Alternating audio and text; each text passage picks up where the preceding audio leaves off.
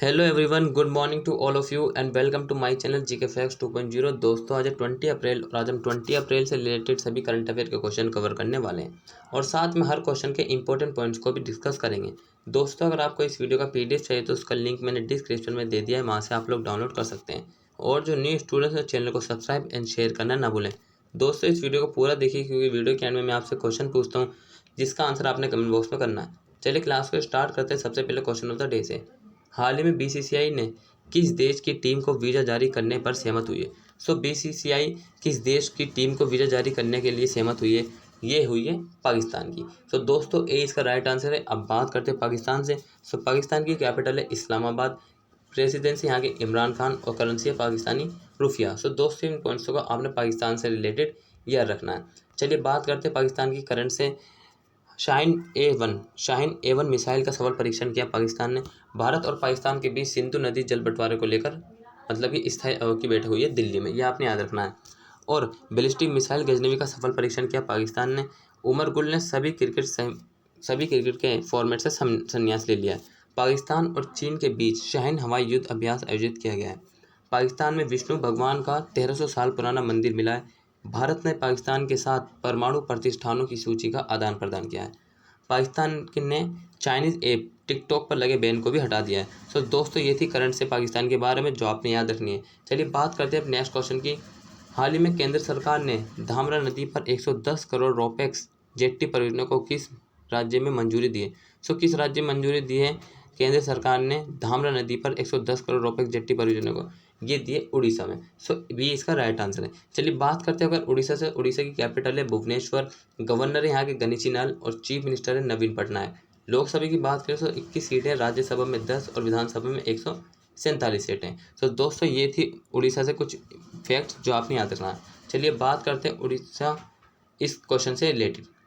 केंद्र सरकार ने सागरमाला पहल के तहत उड़ीसा के केंद्रपाड़ा, जो उड़ीसा में केंद्रपाड़ा जिले में, भद्रक जिले में कनकलाई और कंदी नाली को जोड़ने वाले roll on roll of passenger jetty और एलाइड इंफ्रास्ट्रक्चर को विकसित करने के लिए 50 करोड़ से अधिक मंजूरी दी है। सागरमाला परियोजना केंद्र सरकार द्वारा प्रारंभ की गई थी। दोस्तों, ये आपने याद रखना, केंद्र सरकार द्वारा प्रारंभ की गई है सागरमाला परियोजना, जो बंदरगाहों आधुनिकीकरण से संबंधित है। इस योजना द्वारा 75 किलोमीटर लंबी समुद्री तट रेखा आसपास गांवों के विकसित को बढ़ावा देगी। सो दोस्तों, ये जो सागरमाला परियोजना है केंद्र सरकार के द्वारा जारी की गई है, जो कि बंदरगाहों मतलब ये आधुनिकीकरण से संबंधित है और जो 75 किलोमीटर लंबी समुद्री तट के रेखा के आसपास जितने भी गाँव हैं उनको विकसित कर बढ़ावा देने के लिए है। इसके अतिरिक्त देखें सो इस योजना में 12 स्मार्ट शहर तथा विशेष आर्थिक जोन को शामिल किया गया है। योजना के अंतर्गत 8 तटीय राज्यों को चिन्हित किया गया है, जिसमें गुजरात, महाराष्ट्र, कर्नाटक, केरल, तमिलनाडु, आंध्र प्रदेश तथा पश्चिम बंगाल शामिल है। केंद्र शिपिंग मंत्रालय को इसकी नोडल एजेंसी के रूप में नियुक्त किया गया। सो दोस्तों, ये थी इस क्वेश्चन से रिलेटेड जो मैंने आपको बताया, ये आपने याद रखना है। चलिए बात करते हैं अब उड़ीसा की हाल ही की खबर। केंद्र प्रदूषण नियंत्रण बोर्ड ने देश में राज्य को सबसे प्रदूषित बताया। सो जो है केंद्र प्रदूषण जो बोर्ड है उसने जो उड़ीसा को सबसे अधिक प्रदूषण दूषित बताया है। इंडियन वीमेन लीग 2020-21 की मेजबानी उड़ीसा राज्य करेगा। राज्य के कालाहांडी जिले में स्थित कर्लापाट वन्यजीव अभयारण्य में हेमरेज सेप्टिसिमिया के कारण 6 हाथियों की मौत हो गई है। मिशन 0F शुरू हुआ है उड़ीसा में। गरिमा नामक योजना शुरू हुई है उड़ीसा में।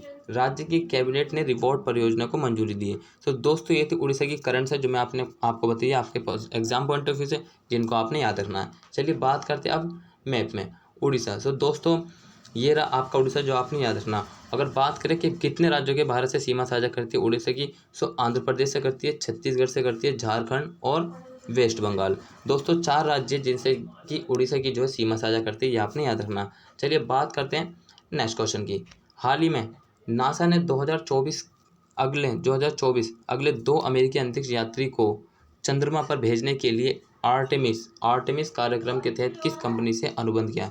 तो किस कंपनी के साथ अनुबंध किया है नासा ने अगले 2 अमेरिकी अंतरिक्ष यात्री को चंद्रमा पर भेजने के लिए? ये किया है इसने स्पेस एक्स है। सो डी इसका राइट आंसर है। अब बात करें अगर नासा की, सो नासा की फुल फॉर्म है national aeronautics and space administration. इसका हेडक्वार्टर वाशिंगटन डीसी अमेरिका में, ये आपने याद रखना। स्थापना हुई थी 29 जुलाई 1958 में। मुख्यालय मैं आपको बता चुका हूँ वाशिंगटन डीसी। प्रबंधक है इसके चेयरमैन चार्ल्स बोल्डन। दोस्तों ये थी नासा के लिए नासा से कुछ इंपॉर्टेंट पॉइंट्स जो आपने याद रखना है। चलिए बात करते हैं अब इस क्वेश्चन से रिलेटेड। संयुक्त राज्य अमेरिका की अंतरिक्ष एजेंसी मींस नासा ने national aeronautics and space administration ने अपने आर्टेमिस कार्यक्रम के लिए एलोन मस्क जो कि चीन के एक सबसे अमीर आदमी हैं के स्पेशलिस्ट को चुना है, ताकि पहले वाणी सिलेंडर कोशिश किया जा सके और अगले 2 अमेरिकी अंतरिक्ष यात्रियों को चंद्रमा पर ले जाया जा सके। इस अनुबंध का कुल मूल्य $2.89 बिलियन है। दोस्तों अगर बात करें इस एलोन मस्क की, ये जो है हाल ही में मतलब कि जिस प्रकार अमीर मतलब कि 1 बाय 1 जो है अमीर होते रहते हैं, इसी प्रकार जो एलोन मस्क भी एक है जो कि इस बार जो है अमीरों की लिस्ट में आए थे। चलिए बात करते हैं हम अमेरिका के बारे में 1 लाइन फॉर्मेट में।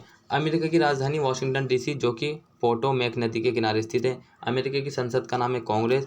यूएस की सबसे लंबी नदी है मैसोरी नदी। अमेरिका का सबसे लंबा पर्वत है रॉकी माउंटेन। और अमेरिका के घास का मैदान पियरी। पहला लिखित संविधान अमेरिका का है। और जो मोना लोआ ज्वालामुखी है वो है अमेरिका के हवाई द्वीप पर। मुख्यालय है जो कि नासा नाम की जो इसकी एजेंसी है उसका मुख्यालय है वाशिंगटन डीसी। चलिए बात करते हैं अब अमेरिका की हाल ही की न्यूज़। अमेरिका विश्व टेबल टेनिस चैंपियनशिप की मेजबानी करेगा अमेरिका।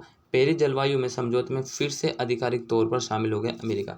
देश ने चीनी टास्क फोर्स के गठन की घोषणा की अमेरिका ने। संयुक्त राष्ट्र मानवाधिकार परिषद में पुनः शामिल होने के निर्णय लिया है अमेरिका ने।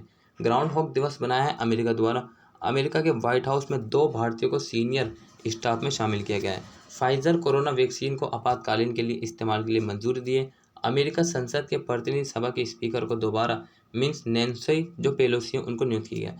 पाकिस्तान की महिलाओं को मलाला यूसुफजई से पारित किया गया है। और अमेरिका ने जो है ड्रोन की अनुमति दे दी रात को उड़ाने के लिए, छोटे ड्रोनों की। तो दोस्तों ये थी अमेरिका की करंट से जो आपने याद रखनी है। अब बात करते हैं मैप में। जैसे मैं आपको बता चुका हूँ जो अमेरिका की कैपिटल है वाशिंगटन डीसी। और यहाँ के प्रेसिडेंट्स की बात करें 46 के हैं जो बाइडन। वाइस प्रेसिडेंट है कमला हैरिस जो कि भारतीय मूल की है। चलिए बात करते हैं नेक्स्ट क्वेश्चन की। गुइलेर्मो लासो किस देश के राष्ट्रपति बने? हाल ही में गुइलेर्मो लासो किस देश के बने? ये बने इक्वाडोर के।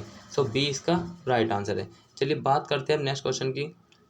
पीएम मोदी ने बाबा साहेब भीमराव अंबेडकर पर आधारित किन पुस्तकों का विमोचन किया है? किन पुस्तकों का विमोचन किया है पीएम मोदी ने बाबा साहेब अंबेडकर पर आधारित?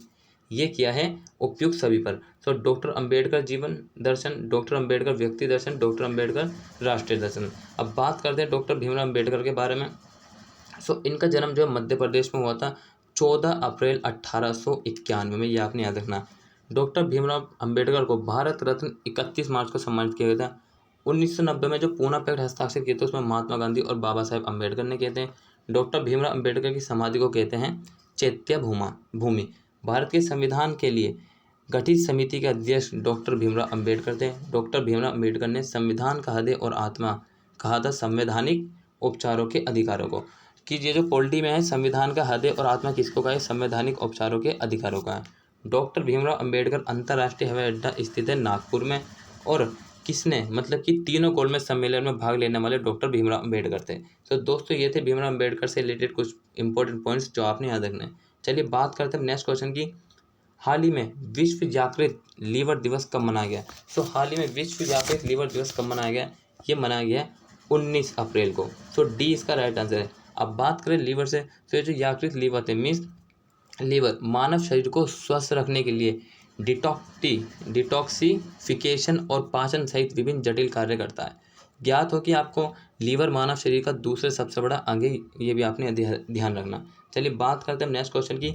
हाल ही में किस देश के केंद्रीय बैंक ने क्रिप्टो करेंसी के भुगतान के रूप में उपयोग किया जाने पर प्रतिबंध लगा दिया? किस देश के द्वारा लगाया गया केंद्रीय बैंक ने क्रिप्टो करेंसी के भुगतान के रूप में उपयोग किए जाने पर? ये लगाया गया तुर्की के द्वारा।